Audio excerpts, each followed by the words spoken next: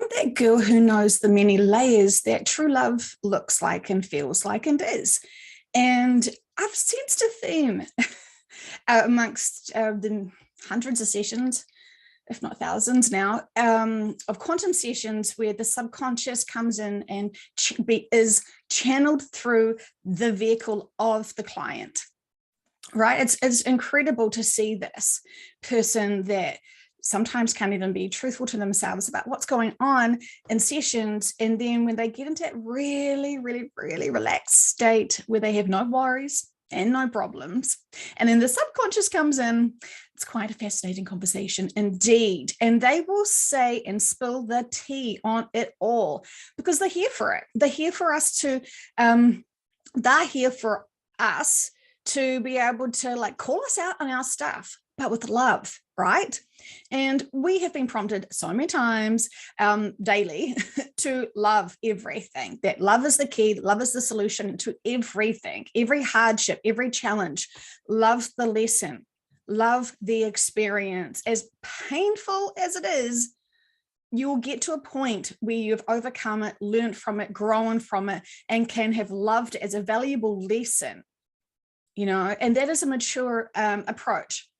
When we get to a point where we love all our lessons, the hardest ones included, because they're the ones that are teaching us to empower ourselves, to not give our energy or our distractions or our attention away, and that we must be constantly focusing on empowering ourselves, honestly.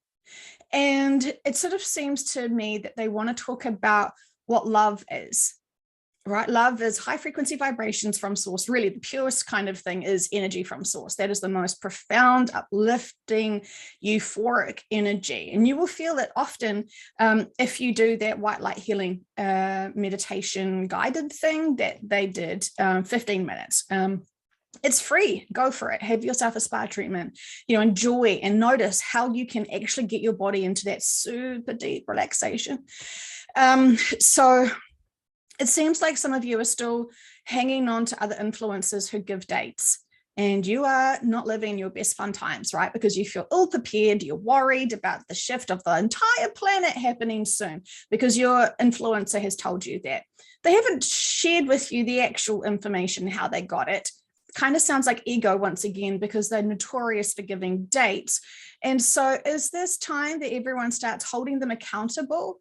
Or do we just forgive people again that they have caused a lot of upset, disturbance, and fear? And then massive, massive, massive disappointment because they're having to get so excited about the shift. They're so afraid of it. So they've had to overcome all of that sort of stuff, then once again for it to not occur. And this is why they are begging you to all have your own sessions. And all good influencers should be empowering you to tell you the same thing. Go channel for yourself. Find how you get that connection to your subconscious, your higher self, who's always with you, just like your arm is always with you. But do you ignore it? Do you respect it? Do you trust it? So to speak. So it is a journey to know thyself. And this is a big statement that they wanted me to say to you all. Know yourself, know thyself. And how do you get to know yourself? You have to look at all of your behaviors, all of your attitudes, all of your agendas, and see, are you still blowing off your intuition and doubting it because some influencer is telling you something else? What's going on there for you, right? So having those quantum sessions really does truly activate you. You can even ask in one of your questions, can this activate me now? I want to be able to fully 100% have a connection to you guys where I can feel you, I can feel the senses of you, and I can just tap in anytime I want. And right now I'm confused. A lot of people who've never had quantum sessions don't quite know how to truly tap into themselves, right? They think it's outside of them. And so they're constantly seeking outside. And when you know it's all within you, it can be a really powerful thing.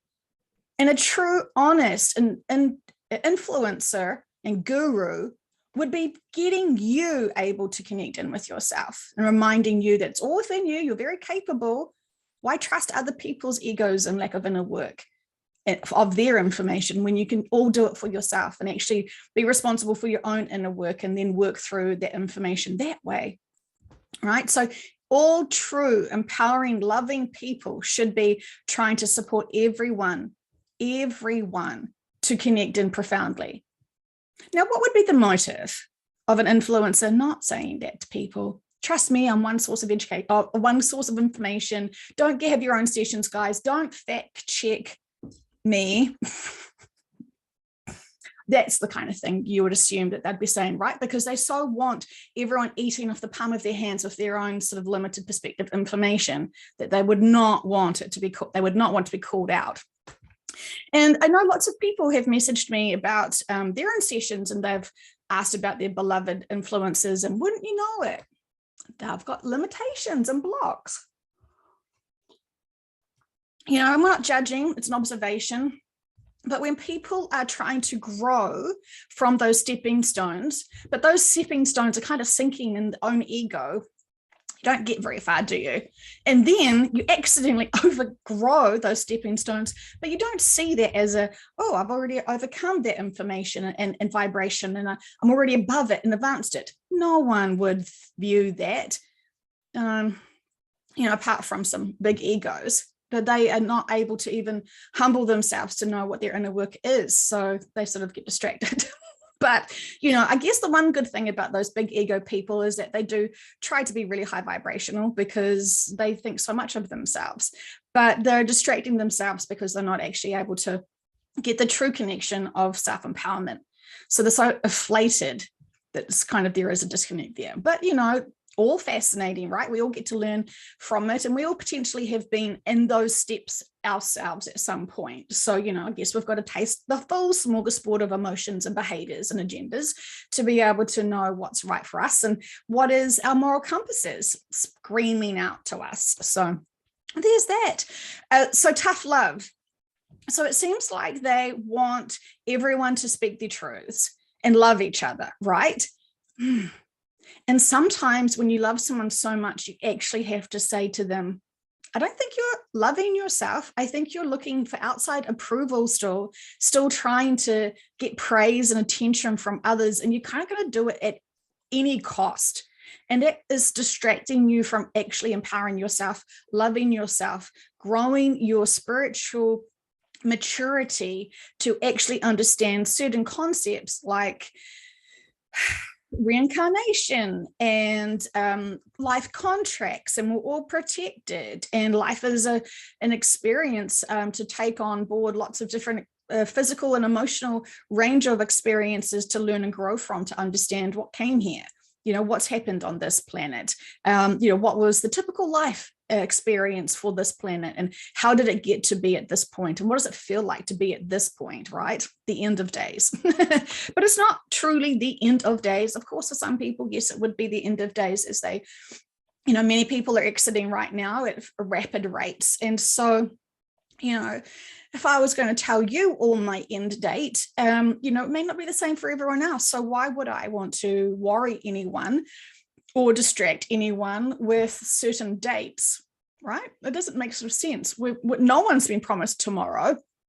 And while we've still got still some time to go to experience and let all of humanity experience certain things, to grow from them independently, to be able to finally awaken by themselves, and because that's what they really still want. They really still want to awaken to themselves. But the stubborn, the sleepy, they don't want to be woken up. They certainly do not want to be shaken awake. They want to be lovingly embraced and reminded to wake up now. So there's a difference. So anyway, the thing is with love, if you haven't been able to master true self-love, and you don't actually know what real love feels like and looks like, smells like, tastes like, then when you're seeking and searching true love for everyone else, you're quite obsessed about it, right? You're on a hunt. You're constantly looking for it, seeking it out, and you're thirsty for it. And so you may create lots of dramas in your life to get lots of attention. That may look like illnesses, or they may look like domestic problems or woe is me, blah, blah, blah, blah, blah, blah, blah, blah. You're addicted to trying to get attention and love from people. So unfortunately, it usually goes like this.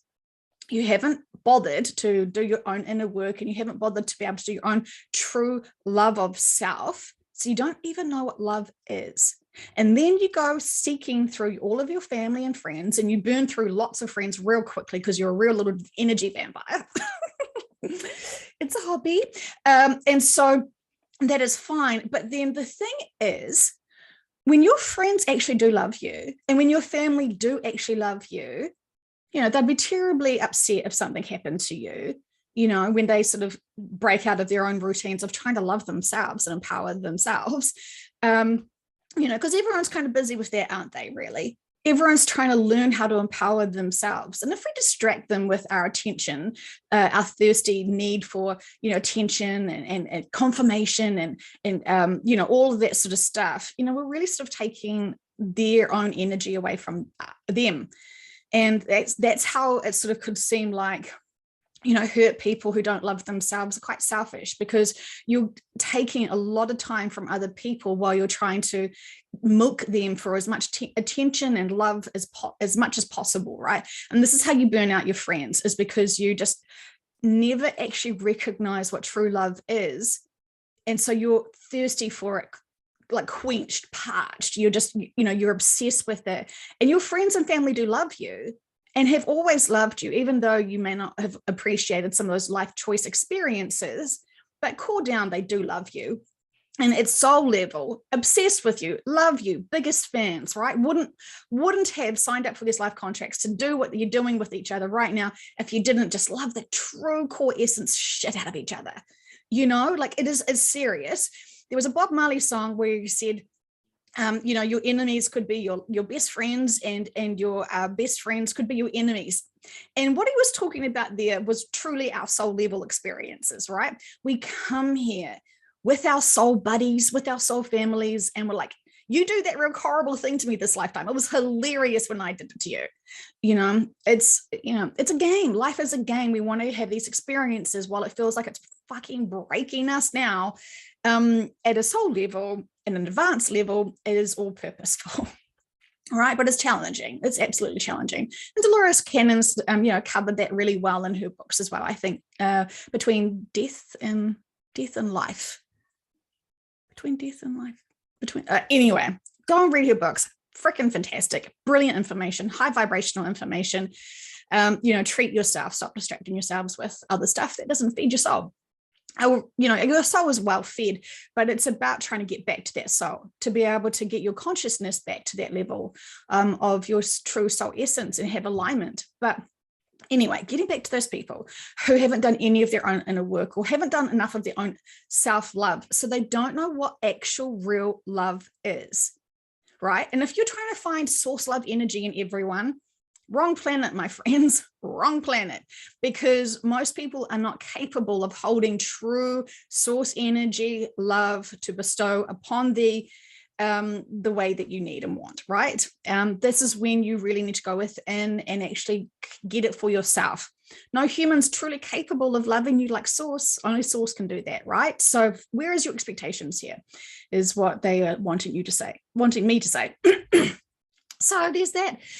So anyway, you have those friends who haven't done any self-love, and they're not willing to actually start.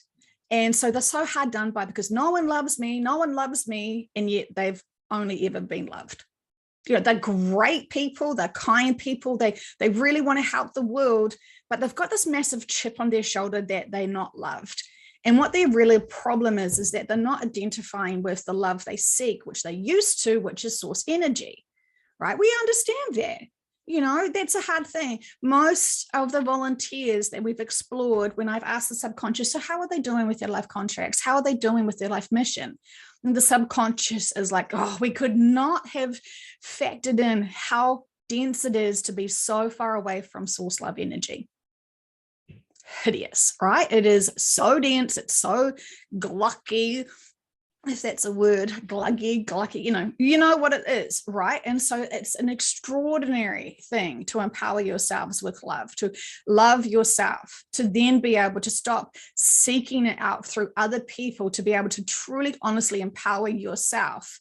And, it's really interesting when the subconscious says they don't love themselves, but they think that they do. So they just assume, oh yeah, I'm not the devil. I'm not evil. I don't do crimes against humanity. So I'm not a complete asshole. So yeah, I love myself. Totally. And then they have chosen a career or a pathway where they want to help heaps of other people. But the subconscious says this: their agenda to help other people is so they can get self-recognition and it's gratitude. They're constantly seeking for approval and gratitude and some sort of form of like worship or something. So that's their agenda, right? They're not even necessarily like wanting it for the money, but the money usually sort of comes hand in hand, right?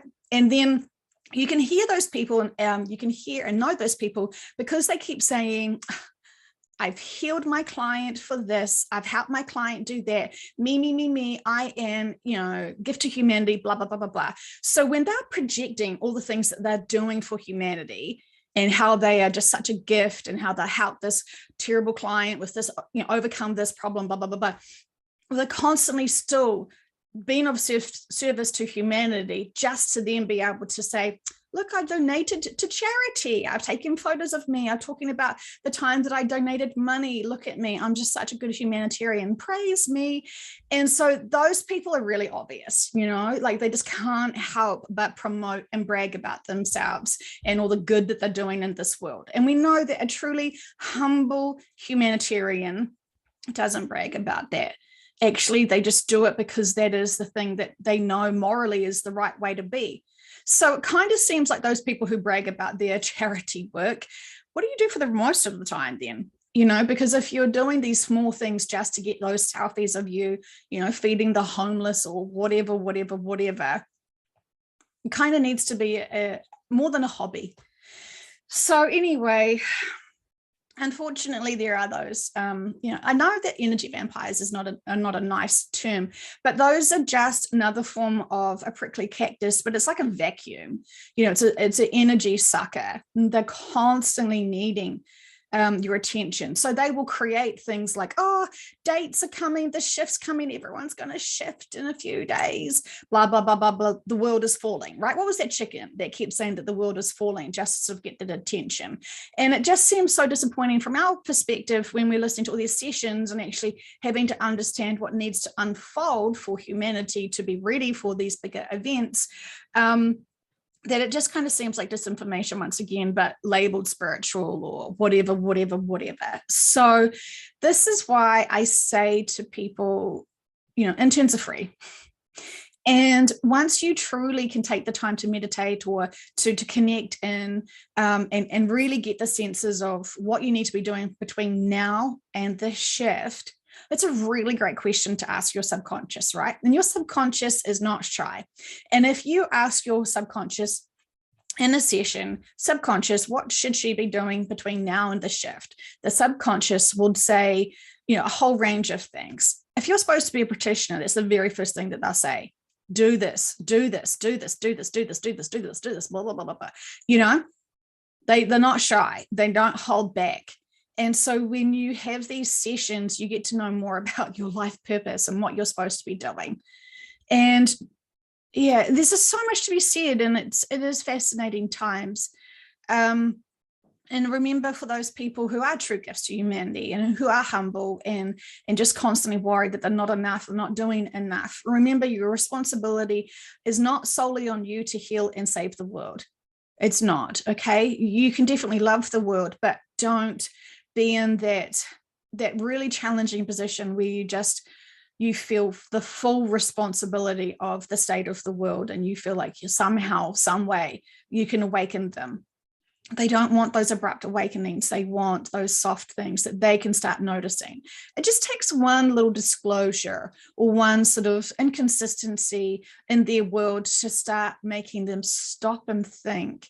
And so if you're trying to wake up those people, asking them a whole bunch of questions of how is that now? how are those masks protecting us from the virus now? Those kind of questions, maybe triggering for some of them, but remembering what love is, right? Love is loving them, and maybe some tough love, maybe some honest love, maybe some reflective love. And, if we don't want to share our bigger truths and help these people, I mean, not that many people are ready to hear about the evacuation of the planet. We all know that, right? So while they're trying to understand what's going on for them, asking them questions about certain topics that they're focused on and make them think and stop and think. Usually they try to mimic and repeat the stuff that they've seen on the news or their social media. They're not independently thinking. So you have to keep questioning them to get them to stop and think for themselves. And it's quite hard for them often because they're so used to having that gang mentality of going with what everyone else is saying. Right. So this is sort of a problem. This is what they are wanting. This is why our collectors are wanting people to think for themselves, do sessions for themselves, to connect in with themselves and know thyself. There's a really big one. So anyway, I just want to see if there was something else. There just seems to be so much that's going on right now, again, as energy is ramping up. So the purpose of energy ramping up is because everyone has kind of had some upgrades recently, right? We're constantly getting upgrades. And so when you get an upgrade, then they can pour more energy frequency into you and you can hold a higher frequency. So it's kind of like, instead of them just ramping up the energy like this on you, it's kind of like they give you like an upgrade or ascension symptoms. You can release that and you bottom down to that frequency, that density, overcome some inner work or something like for like energy. And then when you release that and heal from that and recover from that, that's when they'll give you that higher boost. So, the energy upgrades and the frequency of this planet isn't just this nice slope. It kind of is a roller coaster. And so when you have that density, when you have the upgrade, it kind of feels like a downgrade, so your body is starting to do different things. And then you get sort of back online, but you sort of like, it's an over exaggeration of the energy. And they're trying to, see if you can notice the difference between the duality of that downgrade of massive ascension symptoms to then have a higher frequency and see if you can maintain that. It's fantastic what they do. And, I highly recommend you exploring that in sessions. Yeah, so please, again, try to listen back to the sessions with Conversation with Heaven on Earth. I know some people have said, oh, well, they're a year old. They're not, they're not valid anymore. It's not true. It's not true at all. So, yes, it's true that the information that they got a year ago was the current information at the time of those sessions. Absolutely it was, but it's still about the concepts and the cause and the reasons why humanity needs to go through these things. So you know that some of those big events and more bigger events are coming. Absolutely they are. So explore that, process that, understand what they're saying, why these things need to happen, the significance of them, to be able to prepare yourself with true balance and neutrality, what's coming ahead. Because when you do shift and you're communicating with others after your shift, you're trying to explain to them why all of this had to occur. And they're really wanting you to understand it for yourself here and now and even beyond, so you can be able to help and be of service to others, to explain it to others. So your information, your knowledge is really valuable. It's going to be great when after the shift, you've got all that proof that it did occur, it has occurred, you've lived through it, you've experienced it. So what's next now? So you can see where your role and why you need to seriously understand the concepts and the principles of what they've been telling you for all these years, right? Because you actually do need to be of service and to be able to help people understand it with the most highest perspective of true integrity. So, there's that. So there's a purpose why we've all been given this information. It's not an accident. And they know you're very capable of holding this information, understanding this information. And when it comes to your turn to be able to share this information, you can without, I think it was purposeful. So there's that.